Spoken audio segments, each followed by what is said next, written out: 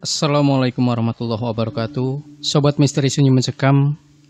Untuk edisi cerita misteri kali ini berkisah tentang seseorang yang pernah bekerja di perusahaan kayu dan ketika melintasi sebuah hutan, motornya tiba-tiba mogok.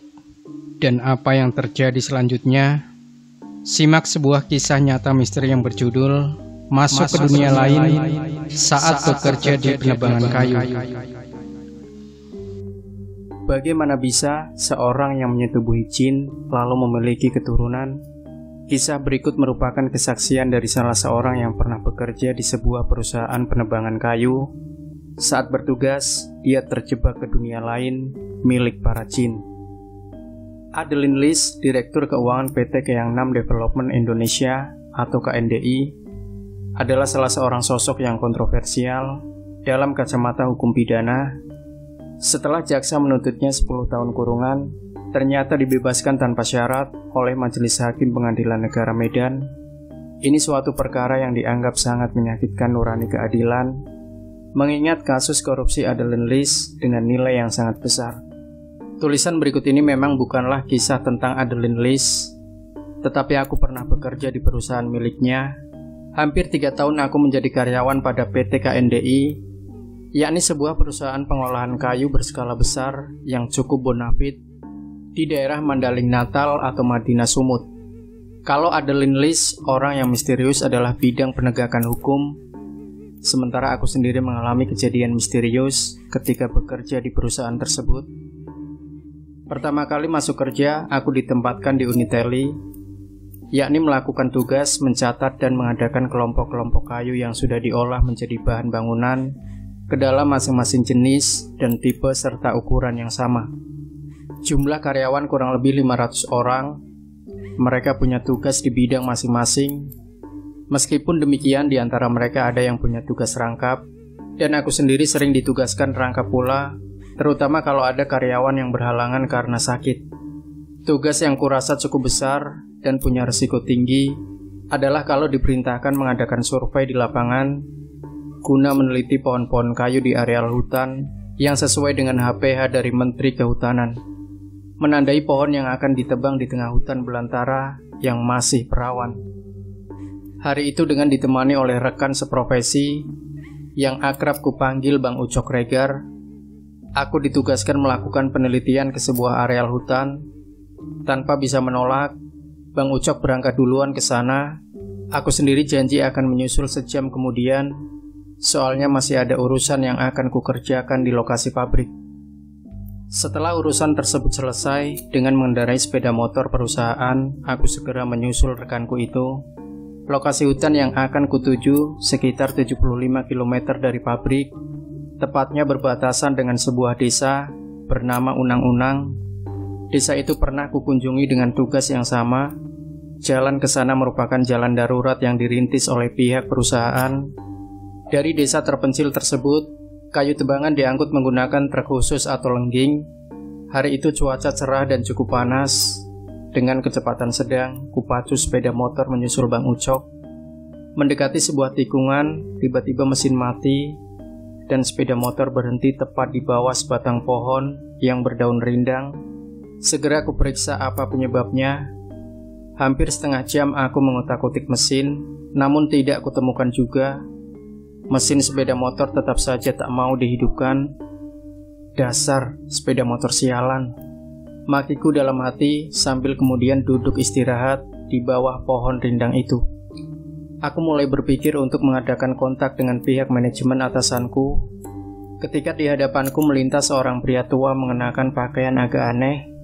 Tampangnya terlihat sangat kumuh seperti gelandangan. "Cucu mau kemana?" Sapanya sambil berhenti melangkah. Dia menatapku. "Ke desa Umang-Umang, kek," sautku sambil bangkit berdiri. "Lalu, kenapa berhenti di sini?" "Mesin motorku ngadat, kek," jawabku sambil mendekati sepeda motor. "Apanya yang rusak?" Si kakek datang mendekat. Dia bahkan turut jongkok di dekatku. Entah apa yang membuatnya mogok, saya sudah menelitinya, tapi saya tidak bisa menemukan kerusakan mesin motor ini. "Coba kulihat." Si kakek bergeser ke depan sambil menyentuh busi dengan ujung telunjuk jarinya. Sekejap aku terkejut sebab ujung jari si kakek yang ringkih itu seperti memancarkan sinar kebiru-biruan. Anehnya dalam hitungan detik, mesin hidup tanpa di-starter sama sekali. Belum habis rasa heranku, terdengar si kakek berkata, "Kalau cucu ingin ke desa Unang-Unang, kakek ingin menumpang. Apakah boleh, cu?" Tentu saja aku tak keberatan, apalagi kakek telah membantu menghidupkan mesin sepeda motorku. Jawabku sambil berusaha menekan perasaan heran dan aneh di dalam dadaku. Ringkas cerita, pria tua itu kusilahkan duduk di jok belakang. Mungkin karena tubuhnya yang kurus, maka sepertinya aku tidak merasa membawa beban di boncengan belakang. Begitu lewat tikungan di depan, di sebelah kiri jalan nampak pohon yang lumayan tinggi dan akar-akarnya ada yang menyembul ke permukaan, bahkan melingkar-lingkar, merangkul batang pohon itu sendiri. Begitu melintas di depan pohon itu, tiba-tiba mesin sepeda motor mati lagi.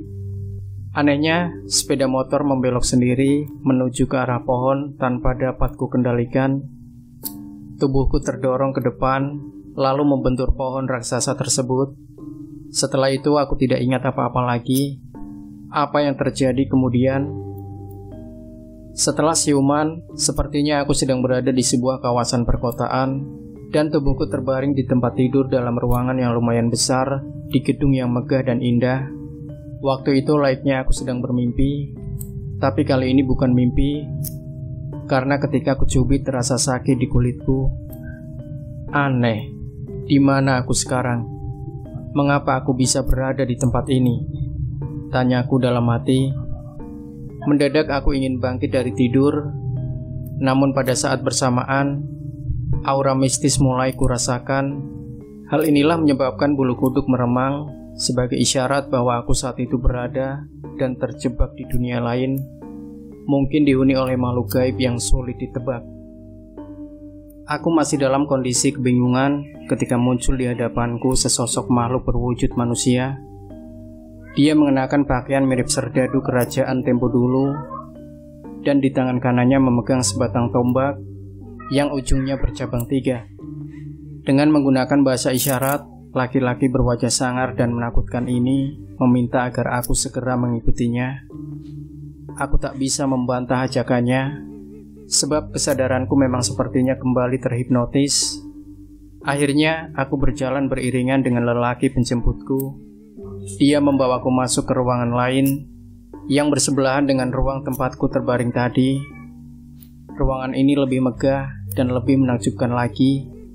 Perabotannya serba antik seperti koleksi berabad-abad yang lalu. Kursi-kursinya penuh ukiran klasik, berpasangan dengan meja batu giok beralaskan lantai marmer mengkilat berwarna-warni. Di sepanjang ruangan tergantung aneka lampu kristal yang memancarkan sinar beragam aneka warna. Bersamaan dengan itu, aroma wewangian sering hinggap di hidungku, harum sekali. Aku masih tertegun dan terpana, berdiri mematung ketika ruangan yang super megah tersebut dipenuhi oleh perempuan ayu dan cantik. Perangai dan perilakunya sangat kontras dengan fenomena keindahan serta kesakralan suasana di sana. Pakaian mereka sangat merangsang, nyaris telanjang, binal dan genit ketika berpelukan dengan teman laki-lakinya. Keberadaanku di tempat itu seperti tidak diketahui mereka. Bahkan laki-laki serdadu yang tadi menjemputku tidak kulihat batang hidungnya, dan aku hanya melongo saja berdiri mematung, menyaksikan seks bebas yang berlangsung di hadapan mata, persis seperti nonton film Blue. Belum habis rasa heran dan bingungku, di hadapanku telah berdiri seorang perempuan agak tua, bertubuh gendut dengan rias wajah yang sangat mencolok. Di sebelahnya turut pula berdiri seorang perempuan muda yang cantik dan ayu. Cukup lama perempuan gendut itu menatap wajahku, seperti ingin menaksir wajah dan penampilanku saja. Dengan bahasa isyarat, dia ingin tahu siapa namaku. Lalu aku jawab pula dengan bahasa isyarat. Entah mengerti atau tidak, dia kemudian bertanya, "Anak muda, mengapa kau sampai berada di tempat hunian kami ini?" Layaknya orang tunarungu, aku menjelaskan dengan bahasa isyarat. bahwa aku tak sengaja berada di tempat mereka. Alasannya karena sepeda motorku menabrak sebatang pohon di pinggir jalan, dan kuungkapkan juga bahwa sepeda motorku mogok, lalu dibantu oleh seorang kakek, dan bersama pria itu menuju desa Umang-Umang. Nampaknya si nenek paham dan mengatakan pria tua itu adalah ayahnya yang ingin mencari suami untuk cucunya, dan dia menunjuk perempuan di sebelahnya sebagai cucu si kakek. Komunikasi menggunakan bahasa isyarat berlangsung dengan lancar tanpa menemui kendala yang berarti. Aneh memang, saat itu aku juga sempat memastikan bahwa mereka berasal dari komunitas makhluk dari dunia lain yang tidak bisa bicara. Kalaupun mereka berbicara, maka aku tidak akan mengerti dan memahaminya. Ketika perempuan gendut mengisyaratkan bahwa pria tua yang menolongku menghidupkan mesin motorku itu adalah kakeknya, maka aku mulai curiga, entah apa yang akan mereka lakukan terhadap diriku. Apakah kau bersedia ku kawinkan dengan putri tunggalku ini? Tanya perempuan gendut itu dalam bahasa isyarat, yang mendadak saja bisa ku mengerti dan ku pahami. Secepatnya aku memberi isyarat bahwa aku telah punya istri. Bahkan aku juga memberi isyarat bahwa sangat mustahil makhluk Tuhan berbeda alam untuk menyatu dalam sebuah perkawinan. Siapa bilang? Tanya si perempuan gendut.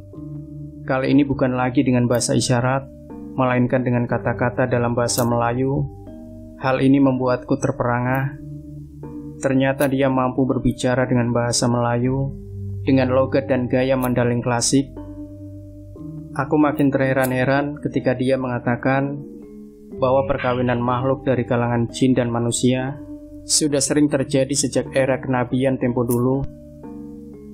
Dia mengambil contoh dengan peristiwa Nabi Sulaiman yang menikahi Ratu Balqis, yang dipercaya berasal dari komunitas bangsa jin.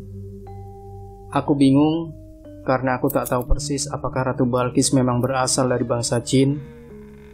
Entahlah apakah perempuan gendut ini hanya mengarang-arang untuk meyakinkan diriku bahwa perkawinan manusia dengan jin bukan mustahil adanya. Kami memang dari bangsa jin yang tidak alim, ungkap perempuan gendut itu. Asal kau tahu saja, kami memang selalu mengadakan perkawinan silang dengan manusia. Hal ini guna memperoleh keturunan yang lebih bermutu dan berkualitas. Karena kami dari bangsa jin di kawasan ini ingin mensejajarkan diri dengan makhluk manusia yang kami anggap lebih tinggi derajatnya dari bangsa jin. Tambahnya menjelaskan dengan panjang lebar. Cukup lama aku termenung dan tertegun. Aku menjadi sangat bodoh, sebab tak mampu berkomentar. Aku hanya bisa manggut-manggut, seolah-olah memahami apa yang dijelaskannya barusan. Bagaimana? Apakah kamu bersedia membantu kami? Perempuan itu menatapku dalam-dalam. Gimana ya? Aku masih bingung. Soalnya tadi telah saya katakan bahwa saya telah berumah tangga. Kataku menjelaskan sejujurnya. Itu tidak bisa dijadikan dalih, karena di bumi manusia banyak yang punya istri lebih dari satu, kata si perempuan gendut sambil nyengir sinis. Aku terbungkam. Ternyata dia cukup banyak mengetahui tentang ulah manusia selama ini. Tapi aku sungguh tak sudi menikah dengan makhluk halus, meski putri si gendut itu sangatlah cantik jelita. Karena aku masih tetap menolak tawarannya, akhirnya aku diamankan di sebuah ruangan khusus dalam kondisi tertutup dan terkunci. Di dalam ruangan itu fasilitasnya sangat lengkap sekali, sehingga aku merasa berada dalam tahanan rumah. Namun sewaktu berada sendirian, aku mulai teringat istriku di rumah yang kutitipkan pada ibu di Medan. Aku masih coba membayangkan wajah Rini, istriku. Ketika pintu terbuka dan wajah perempuan cantik dan ayu yang tadi menemani perempuan gendut itu muncul sambil mengelum senyum. Gadis yang katanya cucu dari pria tua yang menolongku tersebut berjalan dengan langkah terukur bagai seorang peragawati. Dia datang menghampiriku yang sedang duduk di pinggir tempat tidur. Kini dia mengenakan gaun terusan yang agak tipis tanpa BH dan celana dalam, sehingga apa yang berada di baliknya menjadi terlihat sekali. Lekuk-lekuk tubuh yang sensual dan padat, serta bukit kembar di dadanya nampak jelas menonjol. Sejenak ruangan kamar dengan aroma semerbak wewangian itu berubah sangat sunyi. Begitu sunyinya sehingga suara helaan nafasku yang tergetar oleh keindahan wanita di hadapanku seakan-akan terdengar gemanya. Aku tidak ingin dikatakan munafik. Saat itu gairah birahiku melonjak tajam. Di samping melihat ada perempuan cantik sekamar denganku. Ini juga karena aku sudah cukup lama bekerja di tengah hutan belantara, jauh dari godaan seks terhadap wanita cantik.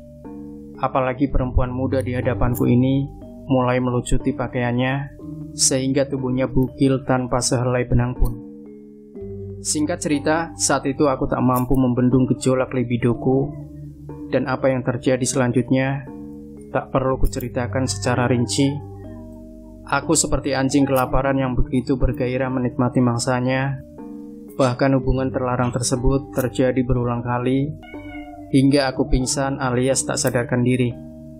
Mungkin akibat kecapean atau karena pengaruh lainnya. Begitu siuman, aku merasa malu dalam keadaan tubuhku yang telanjang. Sebab di hadapanku ada beberapa orang pria. Mereka adalah pekerja yang melintas di tempat itu, mengangkut kayu gelondongan dengan truk. Katanya aku ditemui di pinggir jalan di bawah pohon beringin. Ketika itu aku terkapar di sana dalam keadaan setengah sadar. Tidak jauh dari situ, mereka juga menemukan sepeda motorku dalam kondisi berantakan. Karena itulah, untuk sementara aku dinyatakan mengalami kecelakaan menabrak pohon di pinggir jalan. Namun satu hal yang membuat mereka bingung, kenapa aku bisa terbaring dalam keadaan telanjang bulat. Rupanya aku telah dikerjai oleh penunggu pohon beringin tua yang dipercayai sangat angker itu. Menurut cerita, kejadian serupa seperti yang kualami pernah juga dialami oleh para pekerja penebangan pohon di tempat itu. Bahkan suatu ketika, ada yang tewas meregang nyawa dalam kondisi alat vital membengkak seukuran biji kelapa. Karena merasa trauma atas kejadian serupa, maka akhirnya aku memutuskan untuk hengkang dari perusahaan tersebut. Aku memilih kembali ke kota Medan dan ingin mencari pekerjaan yang lebih baik. Setelah peristiwa itu, aku juga mengalami suatu keanehan. Cukup lama aku tak mampu memberi nafkah batin ke istriku. Lebih aneh lagi, kurang 9 bulan kemudian, aku dan istriku sering mendengar tangisan bayi dekat tempat tidur kami. Kami sibuk mencarinya hingga ke bawah kolong ranjang-ranjang. Menduga rumah itu telah dihuni oleh setan, aku memutuskan cari kontrakan lain. Di tempat yang baru, tangisan bayi itu masih terdengar. Artinya, dia terus mengikuti kemana aku pindah. Karena keanehan ini, akhirnya mempertanyakan kepada Pak Suparlan, orang pintar di lingkungan tempat tinggalku. Itu darah dagingmu, jawab Pak Suparlan yang menguasai ilmu gaib. Tentu saja aku bingung dan heran.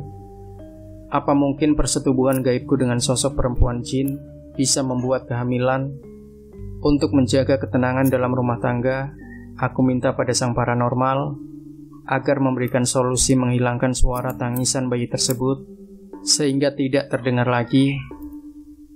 Kalau sekedar meredam suara tangisnya mungkin bisa, tapi kalau untuk mengusirnya tidak mungkin, karena dia adalah darah dagingmu yang akan terus membayangi langkahmu kapan dan di mana saja, ungkap Pak Suparlan. Aku semakin tak mengerti, tapi kuserahkan semua ini hanya kepada Allah Subhanahu wa Ta'ala. Demikian Sobat Misteri Sunyi Mencekam. Jangan lupa berikan komentar Anda, like, share video ini, subscribe channel Sunyi Mencekam, dan kembali nantikan cerita-cerita misteri terbaru dari kami. Wassalamualaikum warahmatullahi wabarakatuh.